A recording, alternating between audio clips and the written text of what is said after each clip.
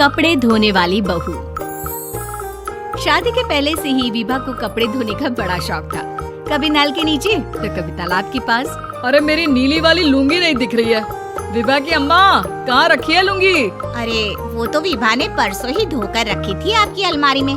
देखो वहीं होगी। वो ना मैंने आज धो दी, मुझे लगा कि गंदी हो गई होगी। अरे कैसे गंदी हो गई थी? उसे तो मैंने पहना भी नहीं। हे भगवान, इस लड़की के कपड़े धोने की आदत से परेशान हो गया हूँ मैं। जितना तो घर में राशन नहीं आता, उससे कहीं ज्यादा डिटर्जेंट पाउडर का खर्चा है। इसकी शादी करवा दो, शादी जाए अपने घर में ही करेगा, फिर चाहे घर के कपड़े धोने हो या पूरे गांव के। हाँ ठीक बोल रही हो, देखता हूँ मैं कोई लड़का। वो दिन भी आ जाता है जब विभा को देखने लड़के वाले आ जाते हैं। लड़की मुझे अच्छी लगी। होने वाली सास कहती है, बेटी अगर कुछ पूछना है तो पूछ लो। वैसे तो हमारी लड़की बहुत ही शर्मीली है, जो बोल दो वो मान लेती है, इसे क्या पूछना होगा। अरे कैसी बात कर रही हो माँ, मुझे इन लोगों के घर रहना है, सवाल तो कई है। हाँ हाँ बेटा पूछ लो ना, क्या पूछना है। आप लोगों के घर कपड़े कौन धोता है? सास का मुंह बन जाता है। देखो अगर तुम ये कहना चाहती हो कि तुम्हें कपड़े धोने नहीं आते तो सुन लो, कपड़े मैं ही धोती हूँ, लेकिन तुम्हारे आ जाने के बाद मैं रुमाल तक नहीं धोऊंगी। अरे चुप रहना भाग्यवान, बहू बेचारी घर आई नहीं, उसे डराना शुरू कर दिया।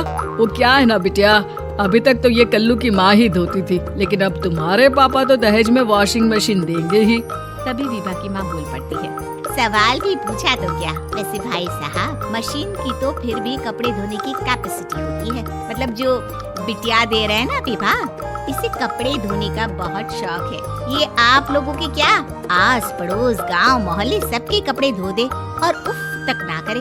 बाहर देखा नहीं आपने कितने कपड़े सूख रहे हैं? सब हमारी बिटिया ने ही तो धोए हैं। बस भी करो ना माँ, शर्म आ रही इतनी तारीफ सुनकर। और तो और एक दाग निकाल कर दिखाओ तो मान जाऊँ। हाँ अच्छा माफ करना बेटा, मैंने गलत समझा। हमें तो रिश्ता बहुत पसंद है। और ऐसे जुड़ जाता है रिश्ता कपड़े धोने का शौक रखने वाली विभा का। उसकी शादी हो जाती है कोयला फैक्ट्री में काम करने वाले कल्लू के साथ। शादी के बाद अचानक विभा चिल्लाती हुई सास के पास आती है। सासू माँ, अरे सासू माँ कहाँ है आप? ये तो धोखा है, धोखा दिया आप लोगों ने मुझे। इसे ससुर के चक्कर के बारे में पता चल गया। अरे तो उसमें तुझे क्यों धोखा मिला है? अरे नल में पानी नहीं आता, कपड़े कैसे कब धुलेंगे? अच्छा तू पानी नहीं आ रहा उसकी बात कर रही है? तो आपने क्या सोचा? कुछ नहीं। अच्छा तेरी माँ ने कहा था कि कपड़े धोने का शौक है, तुझे याद आया मुझे।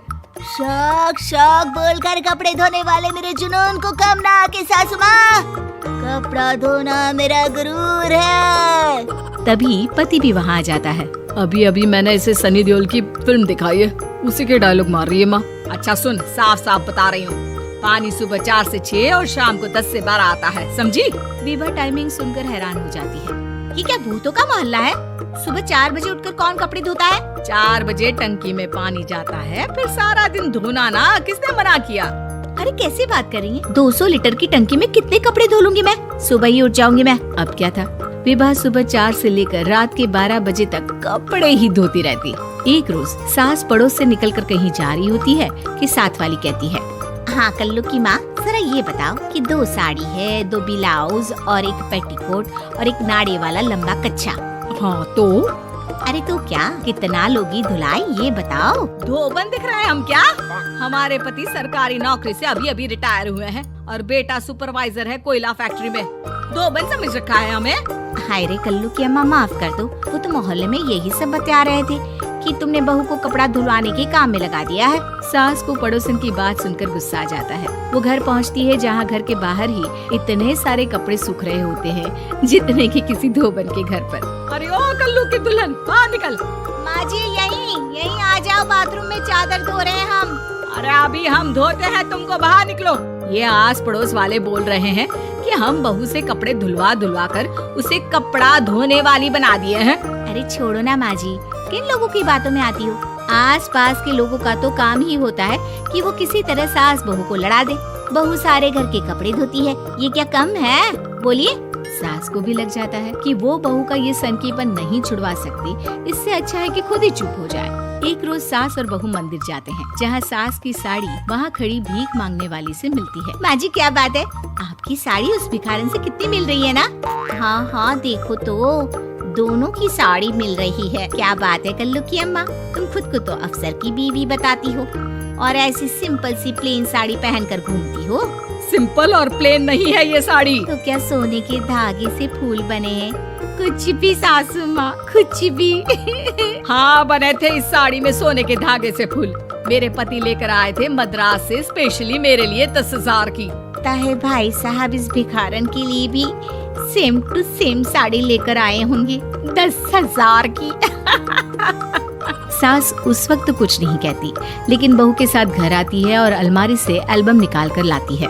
ये साड़ी देख रही है, ये वही साड़ी है जिसे मैंने अभी पहना था। इस साड़ी में ये जो चमकदार फूल दिख रहे हैं ना, ये सोने के धागों से काढ़े गए हैं। लेकिन तू लोकल वॉशिंग मशीन ब्रश से घिस घिस कर सारे फूलों को निकाल कर साड़ी प्लेन कर दी। मुझे माफ कर दीजिए सासू माँ। और तो और, जब मैंने तुझे तेरी गलती के लिए कुछ नहीं कहा, लेकिन तूने तो सबके सामने मेरा मजाक ही बना दिया। क्यों? बहू को समझ में आ जाता है कि अब से उसका कपड़े धोना बंद।